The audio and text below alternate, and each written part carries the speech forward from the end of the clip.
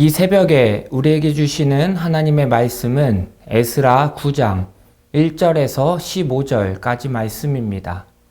이 일 후에 방백들이 내게 나와 이르되 이스라엘 백성과 제사장들과 레위 사람들이 이 땅 백성들에게서 떠나지 아니하고 가나안 사람들과 헷 사람들과 브리스 사람들과 여부스 사람들과 암몬 사람들과 모압 사람들과 애굽 사람들과 아모리 사람들의 가증한 일을 행하여 그들의 딸을 맞이하여 아내와 며느리로 삼아 거룩한 자손이 그 지방 사람들과 서로 섞이게 하는데 방백들과 고관들이 이 죄에 더욱 으뜸이 되었다 하는지라. 내가 이 일을 듣고 속옷과 겉옷을 찢고 머리털과 수염을 뜯으며 기가 막혀 앉으니 이에 이스라엘의 하나님의 말씀으로 말미암아 떠는 자가 사로잡혔던 이 사람들의 죄 때문에 다 내게로 모여오더라. 내가 저녁 제사 드릴 때까지 기가 막혀 앉았더니 저녁 제사를 드릴 때 내가 근심 중에 일어나서 속옷과 겉옷을 찢은 채 무릎을 꿇고 나의 하나님 여호와를 향하여 손을 들고 말하기를 나의 하나님이여 내가 부끄럽고 낯이 뜨거워서 감히 나의 하나님을 향하여 얼굴을 들지 못하오니 이는 우리 죄악이 많아 정수리에 넘치고 우리 허물이 커서 하늘에 미침이니이다. 우리 조상들의 때로부터 오늘까지 우리의 죄가 심하매 우리의 죄악으로 말미암아 우리와 우리 왕들과 우리 제사장들을 여러 나라 왕들의 손에 넘기사 칼에 죽으며 사로잡히며 노략을 당하며 얼굴을 부끄럽게 하심이 오늘날과 같으니이다. 이제 우리 하나님 여호와께서 우리에게 잠시 동안 은혜를 베푸사 얼마를 남겨두어 피하게 하신 우리를 그 거룩한 처소에 박힌 목과 같게 하시고 우리 하나님이 우리 눈을 밝히사 우리가 종노릇 하는 중에서 조금 소생하게 하셨나이다. 우리가 비록 노예가 되었사오나 우리 하나님이 우리를 그 종살이하는 중에 버려두지 아니하시고 바사왕들 앞에서 우리가 불쌍히 여김을 입고 소생하여 우리 하나님의 성전을 세우게 하시며 그 무너진 것을 수리하게 하시며 유다와 예루살렘에서 우리에게 울타리를 주셨나이다. 우리 하나님이여 이렇게 하신 후에도 우리가 주의 계명을 저버렸사오니 이제 무슨 말씀을 하오리이까? 전에 주께서 주의 종 선지자들에게 명령하여 이르시되 너희가 가서 얻으려 하는 땅은 더러운 땅이니 이는 이방 백성들이 더럽고 가증한 일을 행하여 이 끝에서 저 끝까지 그 더러움으로 채웠음이라. 그런즉 너희 여자들을 그들의 아들들에게 주지 말고 그들의 딸들을 너희 아들들을 위하여 데려오지 말며 그들을 위하여 평화와 행복을 영원히 구하지 말라. 그리하면 너희가 왕성하여 그 땅의 아름다운 것을 먹으며 그 땅을 자손에게 물려주어 영원한 유산으로 물려주게 되리라 하셨나이다. 우리의 악한 행실과 큰 죄로 말미암아 이 모든 일을 당하였사오나 우리 하나님이 우리 죄악보다 형벌을 가볍게 하시고 이만큼 백성을 남겨주셨사오니 우리가 어찌 다시 주의 계명을 거역하고 이 가증한 백성들과 통혼하오리이까? 그리하면 주께서 어찌 우리를 멸하시고 남아 피할 자가 없도록 진노하시지 아니하시리이까? 이스라엘의 하나님 여호와여 주는 의로우시니 우리가 남아 피한 것이 오늘날과 같사옵거늘 도리어 주께 범죄하였사오니 이로 말미암아 주 앞에 한 사람도 감히 서지 못하겠나이다 하니라. 아멘. 오늘 이 새벽에 우리는 죄의 자리를 떠나야 합니다 라는 제목을 가지고 함께 말씀을 나누려고 합니다. 회개란 우리가 가던 길을 돌이켜 하나님의 길로 돌아가는 것입니다. 우리가 길을 가다가 내가 잘못 가고 있음을 깨달았습니다. 이 길이 하나님의 길이 아니라 세상의 길이었음을, 하나님과 점점 멀어지고 있는 길이었음을 깨달았습니다. 그래서 그 자리에 주저앉아 하나님께 기도합니다. 하나님을 떠나 살아가고 있는 나의 모습을 돌아보며 기도를 드립니다. 나의 죄를 용서해 주세요. 내가 하나님을 떠나 살았습니다. 하지만 이제부터 내가 하나님을 떠나지 않고 하나님의 길을 가겠습니다. 하나님과 동행하는 삶을 살겠습니다. 라며 하나님께 기도를 드립니다. 그렇게 기도하고 난 후 우리의 삶은 어떻게 변해야 할까요? 그렇게 기도했다면 우리의 삶의 방향을 바꾸어야 합니다. 죄의 길로 가지 않겠다고 다짐했으니 나의 삶의 방향을 바꿔서 하나님을 향해 나아가야 합니다. 하나님의 길을 가야 합니다. 그것이 진정한 회개의 모습입니다. 하나님께 회개의 기도를 드리고 난 후 다시 내가 가던 그 길을 그대로 간다면 그것은 진정한 회개의 모습이라고 할 수 없습니다. 진정한 회개란 마음의 회개와 함께 삶에서의 변화가 있어야 합니다. 지금까지 머물렀던 죄의 자리를 떠나는 것이 진정한 회개인 것입니다. 오늘 우리가 읽은 본문을 보면 하나님 앞에 회개하면서도 여전히 죄의 자리에 머물러 있는 이스라엘 백성들의 모습이 나옵니다. 그들은 하나님의 은혜로 길고 긴 포로 생활을 마치고 예루살렘으로 돌아왔습니다. 그리고 주변 사람들의 방해를 이겨내고 어렵게 다시 예루살렘 성전을 지었습니다. 이전의 성전과는 비교할 수 없을 만큼 초라했지만 하나님을 예배하기 위해 그들은 성전을 지었습니다. 그렇게 돌아온 이스라엘 백성들은 이제는 하나님의 말씀에 순종하며 말씀대로 살아갈 것이라 기대합니다.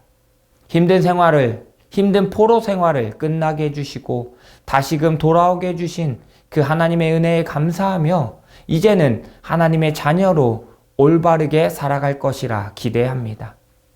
하지만 그렇게 돌아온 이스라엘 백성들의 삶은 여전히 죄 가운데 머물러 있었습니다.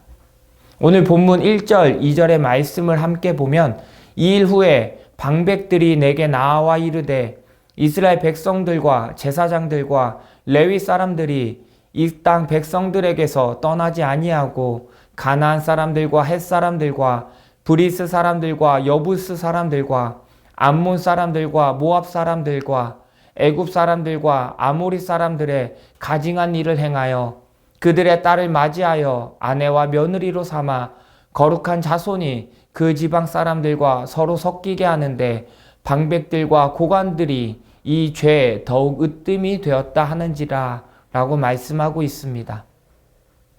그렇게 돌아온 이스라엘 백성들 가운데 이방인들과 결혼해서 함께 생활하고 있는 사람들이 있었습니다. 본을 보여야 할 제사장들과 레위 사람들까지도 이방인들과 결혼하였고 자신의 아들들을 위해 이방인 딸들을 맞이하였고 자신의 딸들을 이방인들을 위해 주었던 것입니다. 이스라엘 백성들은 하나님께서 택하신 거룩한 백성입니다.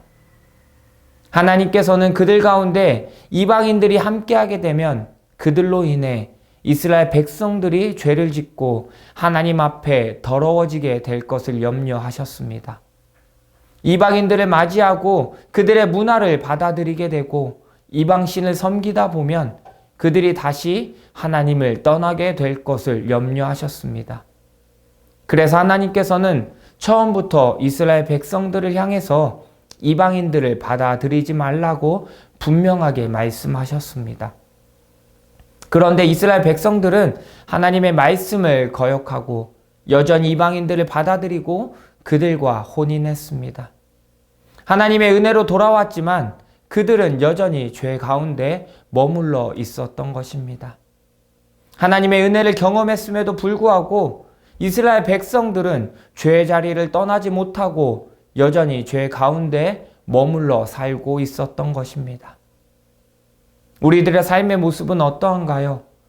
우리들은 지난주에 부활주일 예배를 드렸습니다.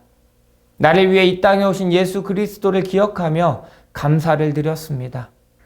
사망 권세를 이기시고 죽음을 이기시고 부활하신 예수 그리스도를 기억하며 날마다 부활의 기쁨을 누리며 살아야겠다고 다짐했습니다. 그런데 그렇게 결단하고 난 이후에 우리는 여전히 죄의 자리에 머물러 있지는 않은가요? 부활의 기쁨은 부활주일로만 끝나는 것이 아닙니다. 이후의 삶 속에서도 우리는 날마다 부활의 기쁨을 누리며 살아가야 합니다. 그리고 부활의 기쁨을 누리며 살아가기 위해 지금 우리의 삶 가운데 있는 죄악된 것들을 벗어버려야 합니다. 하나님 앞에 나아가는데 방해되는 것들, 하나님과 우리와의 관계를 방해하는 것들을 제거해야 합니다. 그렇게 해야 우리가 하나님 앞에 온전히 나아갈 수 있습니다. 하나님과의 관계가 회복될 수 있습니다. 부활하신 예수 그리스도를 기억한다고 하면서 우리의 삶은 이전의 죄악된 모습 그대로 살아간다면 우리의 삶은 회복될 수 없습니다. 여전히 죄 가운데 머물러 살게 되는 것입니다. 사랑하는 성도 여러분, 죄의 자리에서 벗어나십시오. 이전까지 우리 가운데 있었던 우리의 죄악된 모습들을 벗어버리십시오. 부활의 기쁨이 잠깐은 우리에게 하나님을 기억나게 하고 하나님께 감사하는 삶을 살도록 이끌어 줄 것입니다. 하지만 그것은 아주 잠깐에 불과합니다. 우리가 계속해서 부활의 기쁨을 누리기 위해서는, 부활의 감격을 삶 속에서 경험하며 살아가기 위해서는 우리는 죄의 자리에서 벗어나야 합니다. 나의 삶의 자리를 정돈하고 정결케 함으로 하나님 앞에 온전히 나아가는 삶을 살아가야 하는 것입니다. 에스라는 이스라엘 백성들의 죄악으로 인해 하나님께 기도드렸습니다. 백성들이 예루살렘으로 돌아왔음에도 그들이 여전히 죄악 가운데 있는 모습을 보며 에스라는 회개의 기도를 드린 것입니다. 그 에스라의 회개의 기도가 우리들 안에도 있기를 원합니다. 우리들의 입술을 통해서 진정한 회개의 기도가 고백되어지길 소망합니다. 회개의 고백을 통해서, 회개의 기도를 통해서 우리의 삶은 변화되어질 것입니다.